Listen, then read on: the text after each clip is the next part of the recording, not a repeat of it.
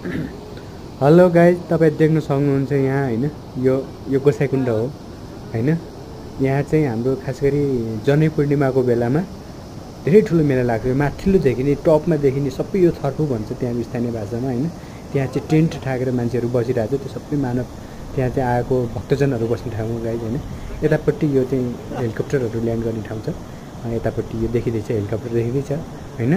अनि यति धेरै मान्छेहरूको उपस्थिति रहन्छ होइन। त्यहाँ यो सुत्ने ठाउँ पनि हुन्न, एउटा चौरमा पनि सुत्ने ठाउँ हुन्न गाइज, त्यस्तो बवाल मान्छेहरू आउँछ। अनि पछाडिपट्टि देखिने यो छ नि, यो चाहिँ भैरवकुण्ड भन्छ। यो चाहिँ गोसाइँकुण्डबाट पानी बगेर गएपछि तलपट्टि अर्को कुण्ड रहेछ, भैरवकुण्ड हुन्छ।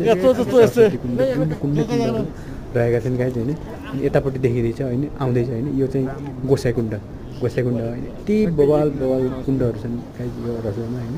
अनि